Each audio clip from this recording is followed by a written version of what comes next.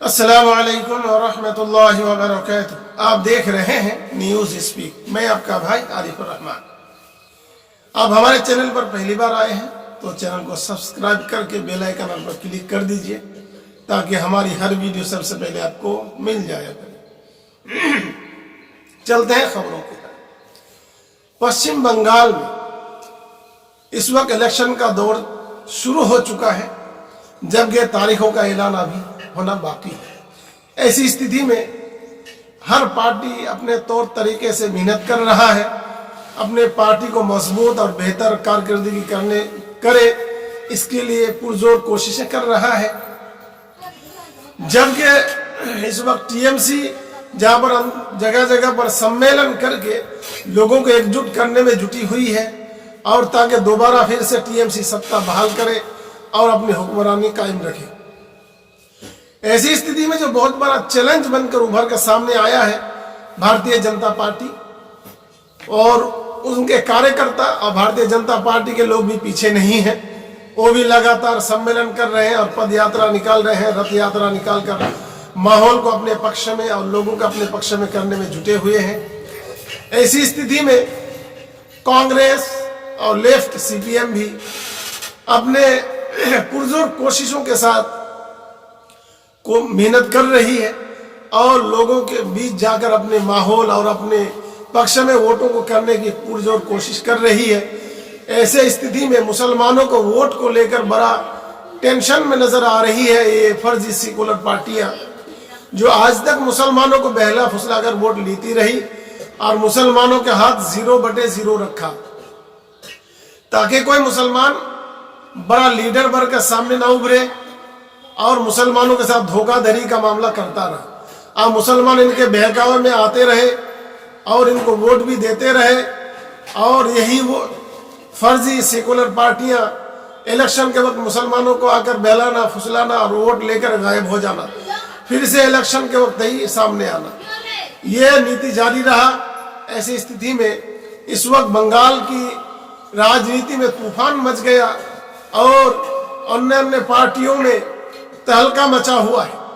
इस वक्त पश्चिम बंगाल में एक नई पार्टी जो सामने आई, उभर कर सामने आई है, आईएसएफ, जिसका फुल फॉर्म है इंडियन सेकुलर फ्रंट, जिसके अध्यक्षक हैं फुरफुरा शरीफ के पीरजादा हजरत मौलाना अब्बास सिद्दीकी और मुसलमानों के एकजुट वोटों को एक साथ एकजुट करने में लगे हुए हैं और उनकी काफी मेहनत भी है, आवाम के अंदर पकड़ भी है। ऐसी स्थिति में जो फर्जी सेकुलर पार्टियां हैं उनकी नींद हराम हो रहा है और उनकी घबराहट और बेचैनी अभी से देखी जा रही है और मुसलमान वोटों को लेकर सियासत तेज हो गई है। जहां पर ऑल इंडिया मजलिस इत्तेहादुल मुस्लिमीन के सुप्रीमो बैरिस्टर असदुद्दीन अवैसी हुगली आए, हुगली फुरफुरा शरीफ आकर पीरजादा अब्बास सिद्दीकी से मुलाकात के बाद सियासत को गर्म कर दिया और अपना समर्थन पीरजादा अब्बास सिद्दीकी को दे गए और ऐसी स्थिति में बाजार सियासत का गर्म हो गया। मगर यहीं पर खामोश नहीं होते।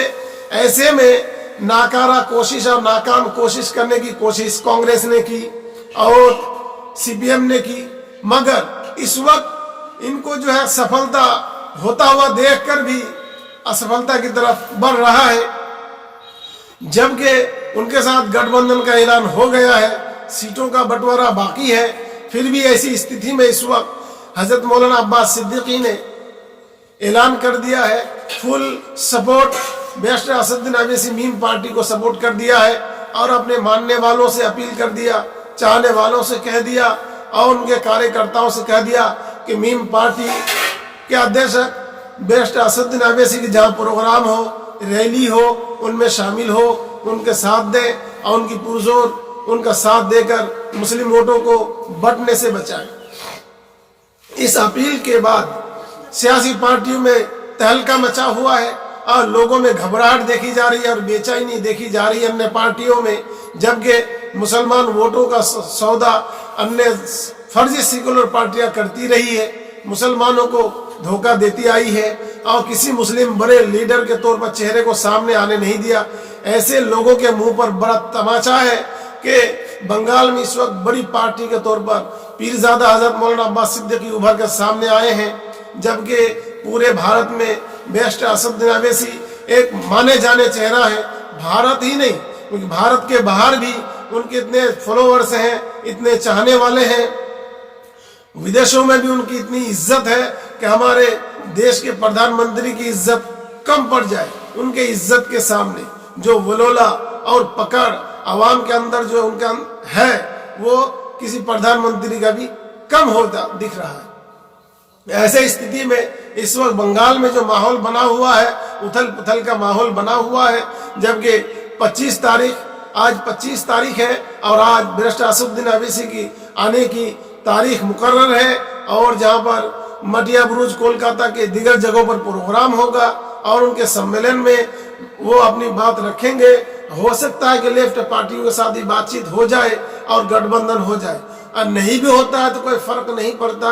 अगर ये दोनों मुस्लिम लीडर एक साथ होकर पश्चिम बंगाल के इलेक्शन लड़े तो इससे साफ हो जाता है कि मुस्लिम वोट बंटने से बचेगा और मुस्लिमों की राजनीति मजबूत होगी, मुस्तकबिल में इसका फायदा होगा। और हमारी विशेषकर अपील है मुसलमानों से कि मुसलमानों अब दूसरों की कब तक झंडा उठाओगे, कब तक दूसरों की गुलामी करोगे, कब तक दूसरों के पीछे दौड़ते रहोगे और नारे लगाते रहोगे। तुम्हारे हाथ आने वाला कुछ नहीं है, बस ये ठेंगा है। इसलिए मुसलमानों से अपील है, अगर आपके पास हैसियत है तो अपनी पार्टी, आप मुस्लिम पार्टियों से जुड़िए, मुस्लिम लीडरों से जुड़िए। जैसे इस वक्त अवैसी की पार्टी है, इंडियन सेकुलर फ्रंट पश्चिम बंगाल के लिए, इन पार्टियों से जुड़कर अपने मुसलमानों के लिए मुस्तकबिल को मजबूत करने में लगाइए और अपने पैसे को खर्च करके मुसलमानों के लिए हक की आवाज को उठाने वाले बनिए, ना कि बुज़दिल और कायर की जिंदगी गुजारने से बेहतर है कि आप लोगों की वोट लेकर लोगों के लिए भलाई और बहबूद का काम करें। इस वक्त बंगाल में जरूरत है कि कोई बड़ा मुस्लिम चेहरा हो। ऐसी स्थिति में हजरत मौलाना अब्बास सिद्दीकी उभर कर सामने आए हैं, उनको सपोर्ट दो और अपने मुस्तकबिल को भी मजबूत करो। अगर हैसियत है, माल है तो फिर अवाम का लीडर बनो और सबको साथ, हिंदू मुस्लिम सभी को, आदिवासी पिछड़ी जाति सभी को साथ लेकर चलने की कोशिश करो। सबको, सबका साथ, सबका विकास करने की कोशिश करो, सबके भरोसे को जीतने की कोशिश करो। यही हमारा नीति है और हमारा इस्लाम का भी यही शिक्षा है, क्योंकि इस्लाम हमें दूसरे के बारे में कोई गलत संदेश नहीं देता, जबकि भाईचारगी और प्यार मोहब्बत का, अमन और सुकून का पैगाम देता है, भाईचारे का पैगाम देता है। इसलिए मैं हमारे मुस्लिम भाइयों से अपील है कि आपके पास हैसियत है तो लीडर बनो, आवाम के मुस्तकबिल के लिए अच्छे काम की कोशिश करो, हक की आवाज को बुलंद करो। ऐसे ही आप लोग मेहनत करते रहे, इंशाअल्लाह एक दिन मुसलमानों का मुस्तकबिल भी मजबूत होगा भारत में। जबकि गुजरात में ऐतिहासिक जीत के बाद बैरिस्टर असदुद्दीन अवैसी मोडासा और गोधरा में सम्मेलन करते हुए वहां के लोगों को अपील की और लोगों को कहा कि अभी जो 28 तारीख को जो इलेक्शन होना बाकी है उसको पुरजोर तरीके से मजबूत करें और मीम के उम्मीदवारों को, कैंडिडेट को वोट देकर उनको जिताएं, ताकि आपके मुस्तकबिल के लिए वे विधानसभा जाकर आपकी आवाज को उठा सके। जो आज तक विकास का नाम आप लोगों ने सुना था और विकास आपके मुस्लिम इलाकों से दूर ही दूर घूम रहा था, तो विकास को, गांव के विकास को पकड़कर मुस्लिम मोहल्लों में भी लाना है और विकास को दिखाना है कि विकास किस तरह से होता है। ये फर्जी सेकुलर पार्टियां, विशेषकर वहां पर कांग्रेस, वो जो मुसलमानों का वोट लेती रही, मुसलमानों का साथ नहीं दिया, वोट लेने का भागीदार तो बना पर मुसलमानों का साथ देने का कभी भागीदारी नहीं की।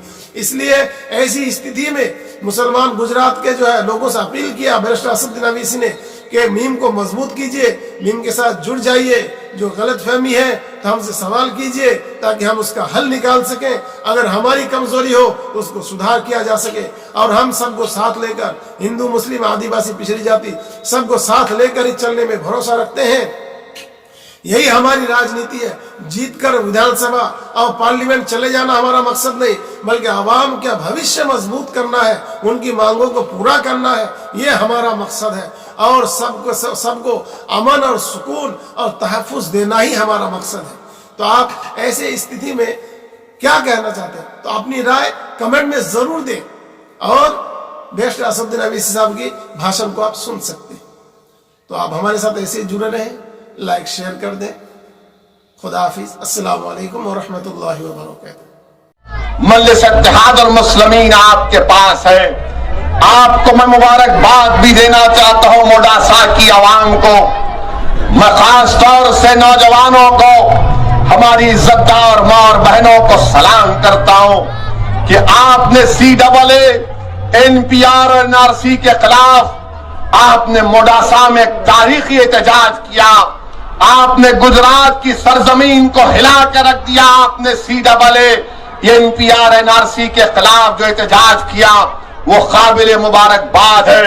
मगर मोडासा की आवाम, मैं आपको यह भी बताना चाहता हूं, क्या आपने जब CAA का कानून बना तो क्या मोडासा के बुजुर्ग लोग जाकर अपना बर्थ सर्टिफिकेट नहीं निकाल रहे थे?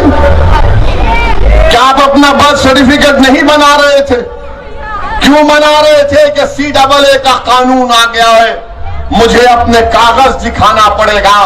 मैं अपने बुजुर्गों से अपील करूंगा, अगर मेरी गुफ्तगू में कोई जज्बात या आपको नजर आते हैं तो नजरअंदाज कर दीजिए, मगर आप ये सोचिए कि कब तक हम डर डर कर जिंदगी गुजारेंगे। CAA का कानून आया तो हम डर गए और हमने एहतजाज किया और करेंगे इंशाअल्लाह ताला। मैंने पार्लियामेंट में खड़े होकर बीजेपी के 306 अरकान लोकसभा के सामने कहा कि तुम CAA के कानून बनाओ, हम भारत में फिर एहतजाज करेंगे। बल्कि मोडासा में जब CAA का एहतजाज शुरू होगा, ये दीवाना भी आपके सामने आकर साथ खड़ा होगा। मगर मेरे अजीज दोस्तों और बुजुर्गों, मेरी इज्जतदार मां और बहनों, ये डर डर कर जिंदगी कब तक गुजारेंगे आप भारत के हम शहरी हैं, हमको अपनी आवाज उठाने का हक है, हमको बेखौफ होकर अपनी जिंदगी गुजारने का हक है। और जब तक आप अपनी सियासी क़यादत को मजबूत नहीं करेंगे, हम अपने मसाइल को भी नहीं हल कर सकेंगे।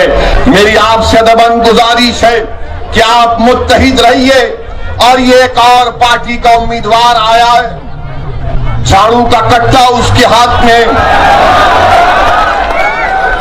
ये कितना अजीब है, इतना बुज़दिल है, डरपोक है।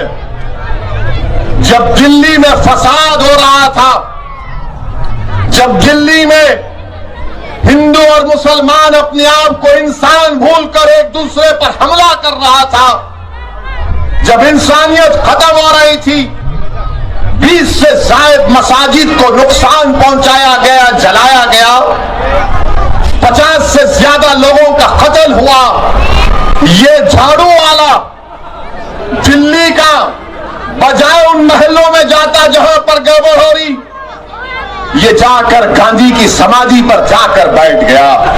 अरे गांधी का अगर नाम लेकर अपनी दुकान चमकाते हो तो क्या तुम नहीं देखे कि तारीख में गांधी ने जहां का हिंदू मुस्लिम फसाद होता तो गांधी वहां पर पहुंच जाते।